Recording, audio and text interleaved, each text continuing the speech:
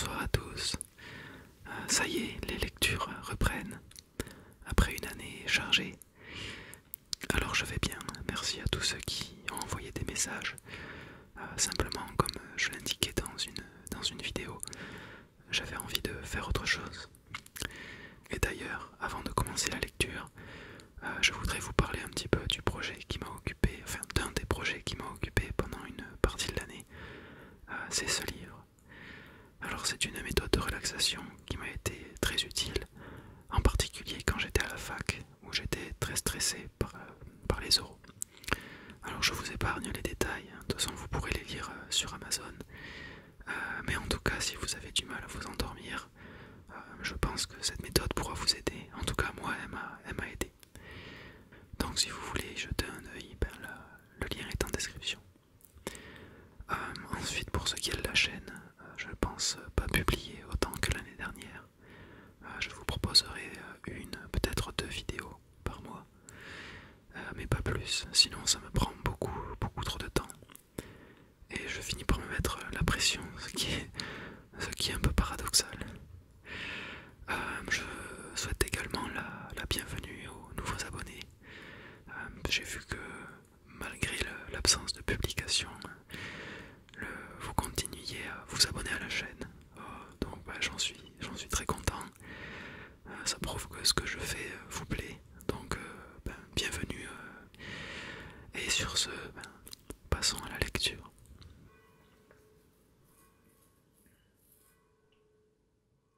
À l'est du soleil et à l'ouest de la lune, très loin dans les montagnes, vivait un paysan très pauvre. Il travaillait du matin au soir, mais il n'avait pas toujours de quoi nourrir ses nombreux enfants. Mais malgré sa pauvreté, tous ses enfants étaient beaux et en bonne santé. Sa cadette surtout était très belle. Un soir, alors que toute la famille était assise devant la cheminée, quelqu'un frappa à la fenêtre. Le paysan ouvrit la porte et vit sur le seuil un grand ours blanc. « Je sais que tu es très pauvre, paysan, dit l'ours blanc, mais si tu me donnes ta fille cadette pour épouse, tu deviendras très riche. » Eh bien, dit le paysan, j'aimerais bien être riche, mais il faut que je consulte ma fille afin de savoir si elle est d'accord. Reviens dans une semaine et je te donnerai sa réponse. Quand le paysan présenta la proposition de l'ours à sa fille, elle commença à pleurer et pleura longtemps. Mais par la suite, elle se laissa persuader que pour mettre fin à la pauvreté de sa famille, il lui fallait épouser l'ours. Elle prépara un petit paquet et attendit l'arrivée de l'ours. Quand l'ours blanc vint chercher sa réponse, elle s'assit sans dire un mot sur son large dos, et ils partirent tous les deux aussitôt. Ils voyagèrent longtemps à travers montagnes et forêts. Au bout de quelque temps, ils arrivèrent devant une grande montagne.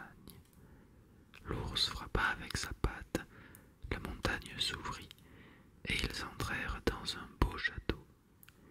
Ils passèrent par plusieurs salons et, enfin, ils parvinrent dans une immense salle qui était décorée du plafond jusqu'au plancher de grandes glaces et éclairée par d'immenses lustres en cristal. Au milieu de la salle se trouvait une longue table, toute prête pour le festin, avec de nombreux plats présentés sur des magnifiques plateaux d'argent. « Cela te plaît chez moi ?» demanda l'ours. « Oui, c'est très beau, » répondit la jeune fille. L'ours donna alors à la jeune fille une clochette en argent, en lui précisant de la faire tinter chaque fois qu'elle aurait besoin de quelque chose et que son vœu se réaliserait immédiatement. La jeune fille se mit à table. Elle mangea bien, et comme elle était fatiguée après ce long voyage, elle eut envie de dormir. Elle voulut demander à l'ours où se trouvait sa chambre, mais elle s'aperçut que l'ours avait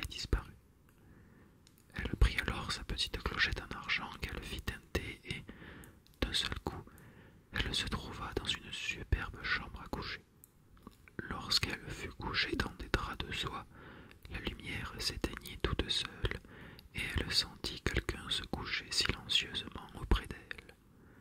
Elle pensa que c'était l'ours blanc, mais comme la chambre était très sombre, elle ne put le voir. Elle ferma les yeux et s'endormit calmement. Le matin, il n'y avait personne auprès d'elle, et il en fut ainsi chaque matin à son réveil. Après un certain temps, l'ours blanc lui dit : « J'ai remarqué que ces derniers jours, tu étais très triste. As-tu du chagrin ? » La jeune fille lui avoua qu'elle pensait souvent à sa famille, qu'elle n'avait pas vue depuis si longtemps. « Mais c'est très facile à arranger, répliqua l'ours.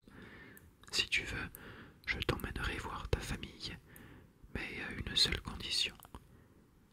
Il faut me promettre que tu ne parleras pas avec ta mère en tête-à-tête, et je te préviens que si tu ne m'obéis pas, nous serons tous les deux très malheureux. » La jeune fille avait beaucoup d'affection pour l'ours, qui était toujours très gentil pour elle, et, pour cette raison, elle lui promit de respecter cette condition. Alors, elle s'assit encore une fois sur le dos de l'ours blanc, et ils partirent pour aller voir les parents de la jeune fille. Ils voyagèrent longtemps, très longtemps. Ils traversèrent des montagnes et des forêts, des ruisseaux et des rivières. Enfin, ils arrivèrent et la jeune fille découvrit à la place de la chaumière de ses parents une très belle ferme. « Tu vois, ceci est la propriété de ta famille, dit l'ours. Amuse-toi avec tes frères et sœurs, reste avec tes parents, mais n'oublie pas ta promesse. »« Je n'oublierai pas, sois sûr, répondit la jeune fille. Dès que les parents, les frères et les sœurs les virent arriver, ils vinrent à leur rencontre. Ils étaient tous bien habillés et avaient l'air très heureux. Ils remercièrent la jeune fille pour tout ce qu'elle avait fait pour eux, mais ils voulurent savoir si elle était heureuse avec l'ours. La jeune fille leur raconta tout ce qu'elle avait fait et leur dit également que l'ours était très bon et qu'elle était très heureuse. Après le déjeuner, la mère proposa à la jeune fille de lui parler en tête-à-tête. La jeune fille ne voulait pas accepter et proposa à sa mère de parler devant tout le monde, car sa fille n'avait rien de secret. Mais la mère insista, et finalement la jeune fille se trouva seule avec sa mère, qui voulait savoir comment était son fiancé ours. La jeune fille avoua qu'elle était désolée de ne jamais voir son fiancé, car il partait toujours avant le lever du soleil. « Ne t'inquiète pas, dit sa mère, nous trouverons bien un moyen pour que tu le voies. » Et elle donna à sa fille une bougie en lui conseillant de l'allumer la nuit et de regarder son fiancé pendant qu'il dormait. Mais il faut bien faire attention qu'aucune goutte de cire ne tombe sur lui, car cela le réveillerait. La jeune fille prit la bougie et la cacha bien dans sa poche. Le soir, l'ours vint la chercher et ils prirent le chemin du retour. Dès qu'ils furent arrivés dans le château de l'ours, celui-ci demanda à la jeune fille si elle avait respecté la condition. La jeune fille lui répondit que non, et avoua en même temps le conseil que sa mère lui avait donné. « Si tu suis ce conseil, nous serons malheureux tous les deux, dit l'ours blanc. »« Non, je ne veux pas que nous soyons malheureux. Je t'obéirai, lui promit la jeune fille. La nuit qui suivit, tout se passa comme d'habitude.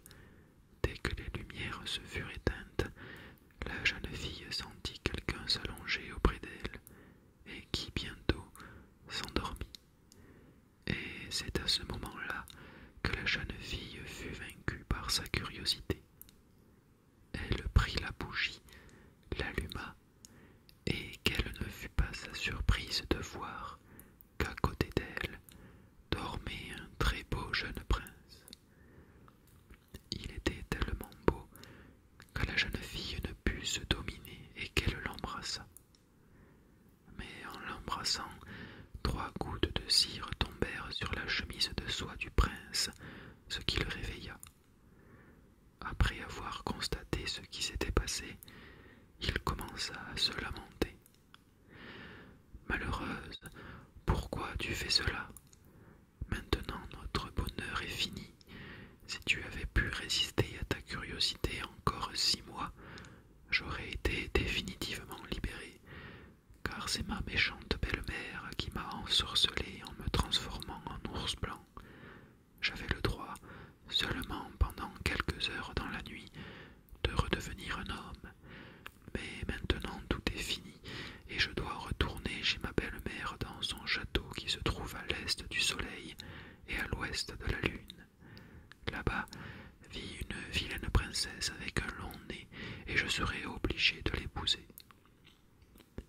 La jeune fille pleura, suppliant le prince de rester avec elle, mais tout cela était vain. Il était obligé de la quitter. Si tu es obligé de me quitter, ce sera moi qui irai te chercher, lui proposa la jeune fille. Je veux bien, mais je crains que tu ne trouves jamais le chemin, car aucune route ne mène vers le château mystérieux de ma belle-mère. C'est très loin, c'est très, très loin. Le château est à l'est du soleil et à l'ouest de la lune, et jusqu'à présent aucun être humain n'y est arrivé, expliqua le prince. Cela ne fait rien, je le trouverai, même si le château se trouve au bout du monde, lui promit la jeune fille. Le matin, quand la jeune fille se réveilla, le prince et le château avaient disparu, et elle se trouvait seule dans une clairière au milieu de la forêt, n'ayant auprès d'elle que le paquet avec lequel elle était partie jadis de la chaumière de ses parents. Alors, elle prit son paquet et partit à la recherche de ce château mystérieux qui se trouvait à l'est du soleil et à l'ouest de la lune. Elle marcha très, très longtemps, puis un jour à midi, elle arriva devant un grand rocher. Dans ce rocher, il y avait une grotte, devant laquelle était assise une très vieille femme qui filait sur un rouet en or un fin lin d'argent. La jeune fille la salua poliment, et la vieille femme lui répondit gentiment. « Sois la bienvenue, ma petite fille. Tu es certainement la jeune fille qui devait épouser le beau prince transformé en ours blanc, n'est-ce pas? » « Oui, c'est moi, » avoua la jeune fille tristement.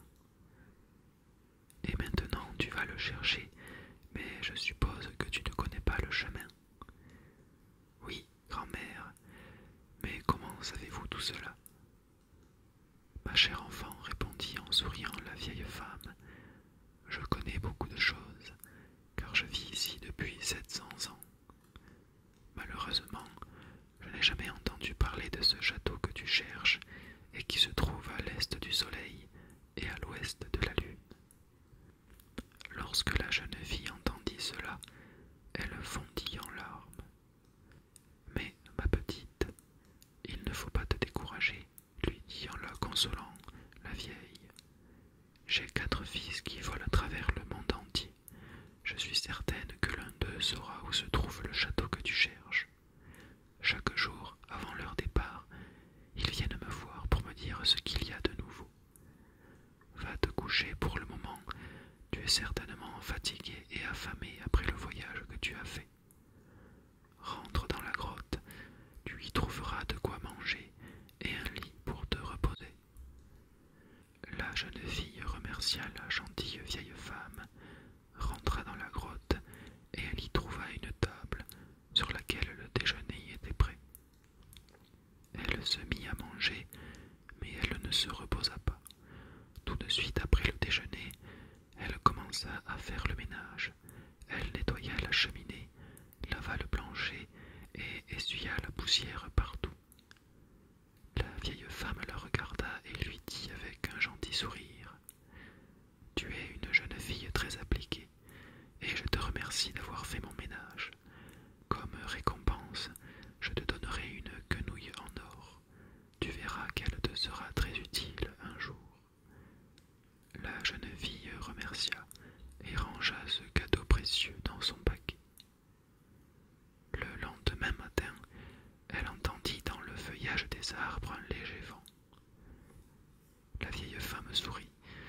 C'est certainement mon fils cadet qui s'appelle le vent de l'Est.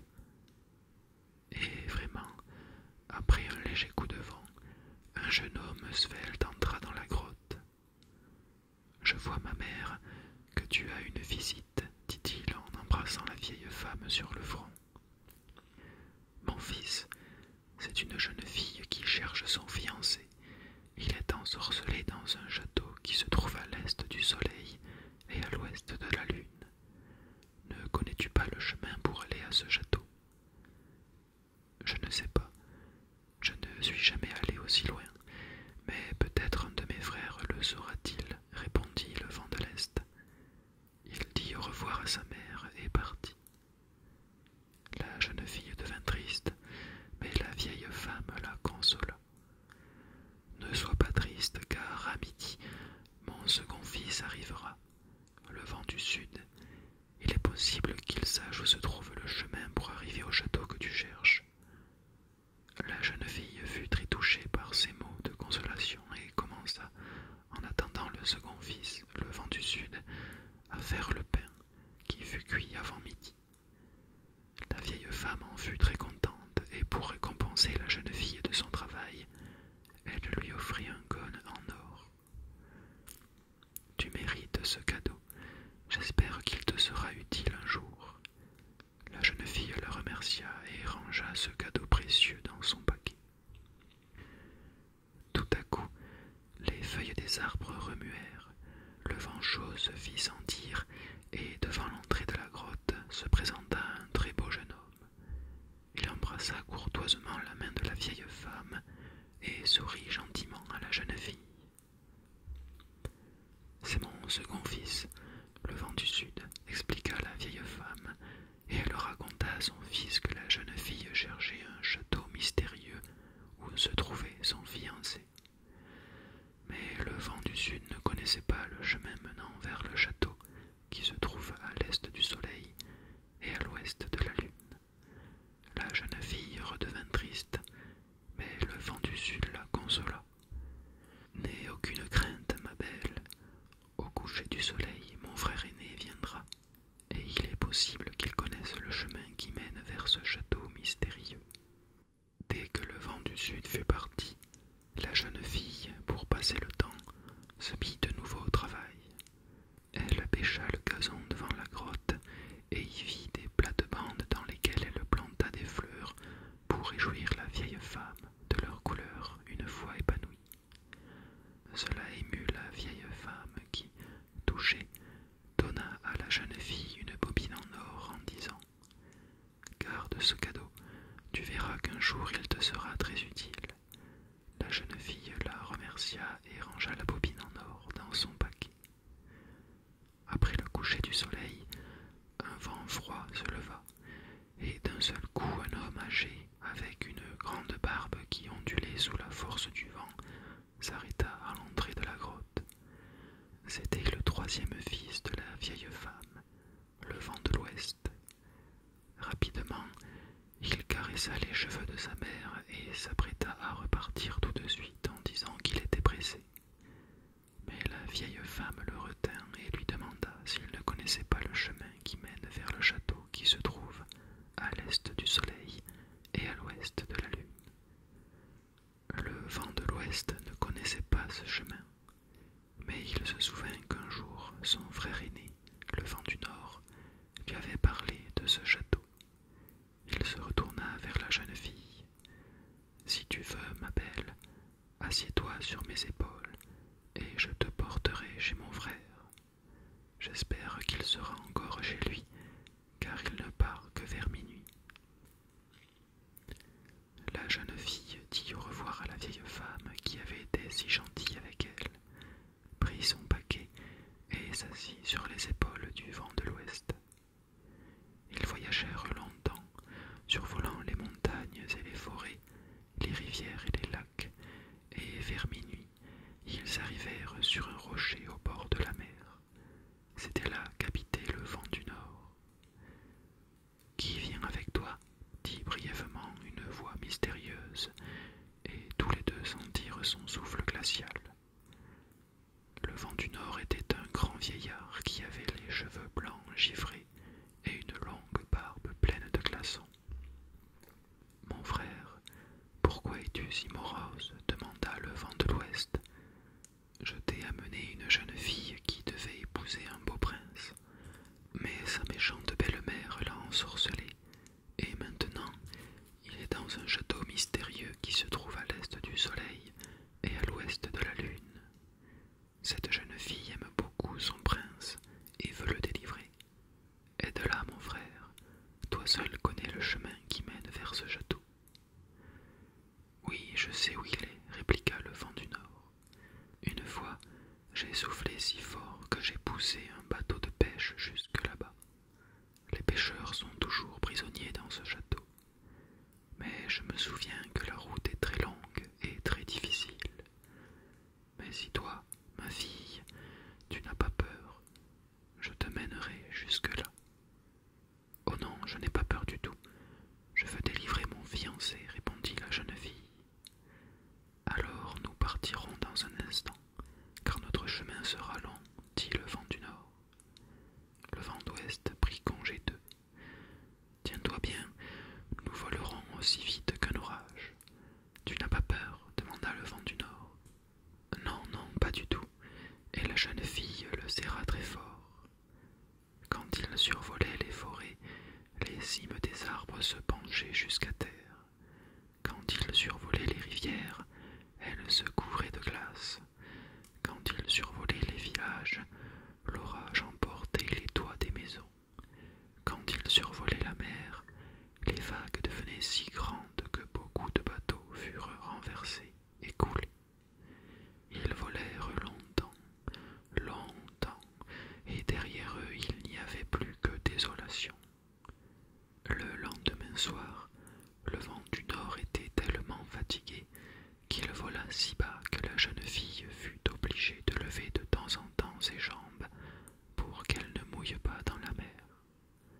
Au moment où le vent du nord fut au bout de ses forces, ils s'aperçurent devant eux, sur une falaise de cristal, le château mystérieux. Voilà le château qui se trouve à l'est du soleil et à l'ouest de la lune, expliqua le vent du nord, et, utilisant ses dernières forces, il se posa sur le bord de la mer. La jeune fille remercia le vent du nord, mais celui-ci était tellement épuisé qu'il ne répondit même pas. Il s'allongea sur un rocher où il dormit pendant 3 jours. Le lendemain, la jeune fille se rendit devant le château et sortit de son paquet la quenouille en or. La vilaine princesse, avec son long nez, la vit par la fenêtre et l'appela pour savoir combien elle voulait vendre cette quenouille en or. Elle n'est pas à vendre, répondit la jeune fille. Je réaliserai tout ce que tu souhaites si tu me donnes cette quenouille en or, supplia la princesse au long nez. Si tu me laisses une nuit toute seule avec le prince, la quenouille est à toi. Pourquoi pas, consentit la princesse. Je veux réaliser ton vœu. Elle prit la quenouille, et le soir venu, elle fit entrer la jeune fille dans la chambre du prince. Mais le prince dormait très profondément, car la princesse au long nez lui avait donné une boisson renfermant un somnifère. La jeune fille lui parla toute la nuit, le supplia de la regarder, mais en vain, le prince ne se réveilla pas. Le lendemain matin, la jeune fille fut chassée du château. À midi, la princesse au long nez regarda par la fenêtre et remarqua la jeune fille qui jouait avec le cône en or. Elle descendit vers elle et demanda ce que la jeune fille voulait en échange de ce cône en or. Il n'est pas à vendre, mais si tu me laisses une nuit seule avec le prince, il est à toi, lui répondit la jeune fille. La princesse au grand nez y consentit d'un cœur léger. Le soir, elle donna au prince un somnifère, et lorsqu'il dormit profondément, elle fit entrer la jeune fille dans sa chambre. Et tout se passa comme la nuit précédente. La jeune fille appela vainement son prince, vainement lui parla de son amour. Il dormit profondément.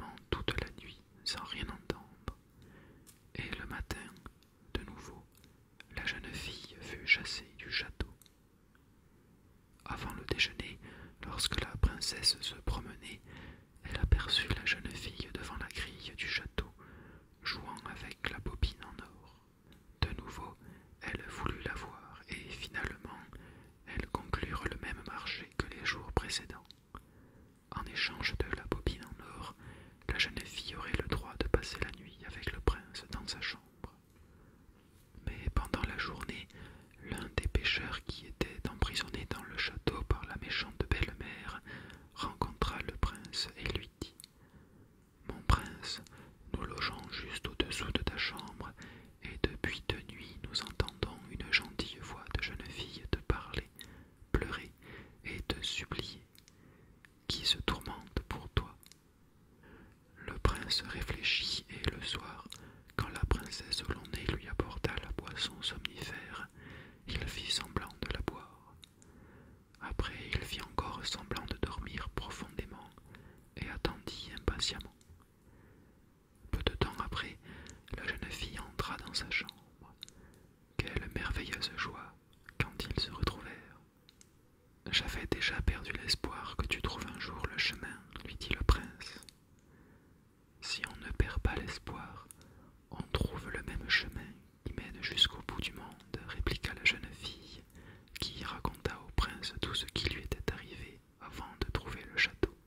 « Tu es venu juste à temps, » ajouta le prince. « C'est demain que mon mariage doit avoir lieu. Mais je ne veux plus voir cette princesse au long nez. Tu sais bien que je n'aime que toi et que je t'ai choisi déjà lorsque j'étais transformé en ours blanc. » Oui, elle le savait très bien, mais que faire maintenant? Ils cherchèrent la solution pendant toute la nuit, et juste avant le lever du soleil, le prince dit « Voilà ce que je vais faire. Je prendrai ma chemise blanche sur laquelle tu as fait tomber les 3 gouttes de cire. Je déclarerai que j'épouserai la fille qui sera capable de les enlever. Je suis sûr que ce sera toi qui réussiras. » À ce moment-là, le premier coq chanta et la princesse au long nez arriva et chassa la jeune fille de la chambre du prince. Pendant le petit déjeuner, le prince déclara solennellement qu'il se marierait seulement quand il aurait trouvé une jeune fille qui puisse enlever les 3 taches de cire fixées sur sa chemise de mariage, afin que celle-ci devienne blanche comme de la neige fraîche. La princesse au grand nez prit immédiatement la chemise de soie du prince et commença à la laver. Mais plus elle insistait sur les taches, plus elle mettait du savon, plus les taches devenaient visibles et noirâtres. « Laisse-moi faire, maladroite, » s'écria la belle-mère, et elle se mit à laver la chemise elle-même. Elle lava sur un fouloir en or, la savonna longtemps et la rinça sur un cuvier d'argent. Mais lorsqu'elle essorra la chemise, celle-ci était aussi noire que si l'on avait utilisé pour l'essuyer toutes les cheminées du château. « Vous ne connaissez rien du tout, et vous avez abîmé la chemise de mariage, » se fâcha le prince. « J'ai dit que j'épouserais la seule qui pourrait me rendre ma chemise aussi blanche que la neige fraîche. » La belle jeune fille, qui se présentait derrière la porte, entendit les paroles du prince et lui proposa d'essayer de laver sa chemise. Elle prit la chemise toute souillée du prince et partit sur le bord de la mer. La belle-mère et la princesse au long nez la suivaient et l'injuriaient. Mais la belle jeune fille n'en tint pas compte. Dès qu'elle trempa pour la première fois la chemise dans l'eau de mer, celle-ci redevint d'un seul coup propre. Dès qu'elle trempa pour la 2e fois la chemise dans l'eau de mer, les taches de cire disparurent. Et quand elle trempa la chemise pour la 3e fois dans l'eau de mer, celle-ci devint blanche comme la neige fraîche. Le prince poussa un cri de joie et vint à la rencontre de la jeune fille avec les bras grands ouverts. La belle-mère ainsi que la princesse au long nez maudirent la mer et crachèrent dans les vagues, car elles étaient mécontentes que la mer eût aidé la jeune fille pauvre à obtenir la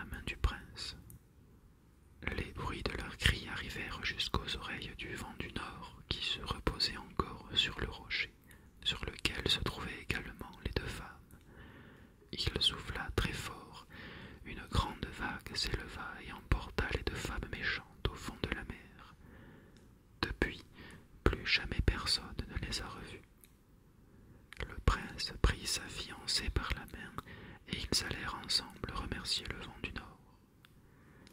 Demain, nous célébrerons notre mariage et nous serions tous les deux très heureux si tu étais avec nous, dit gentiment le prince au vent du Nord. Mais le vent du Nord lui répondit qu'il avait perdu beaucoup de temps en se reposant et qu'il devait reprendre vite le chemin du retour. C'est dommage, regretta la future mariée, qui ajouta d'une voix douce: Mon cher vent du Nord, ne pourrais-tu pas prendre avec toi les pêcheurs que tu as poussés jadis par ton souffle jusqu'ici? Sois gentil, ramène-les chez eux, ils te seront très reconnaissants. Le vent du Nord fut d'accord, et les pêcheurs se préparèrent à partir. Bientôt, après quelques rafales du vent, ils disparurent sur l'horizon. On raconte que le prince et son épouse vivent encore dans ce château qui se trouve à l'est du soleil et à l'ouest de la lune, mais personne ne peut le certifier.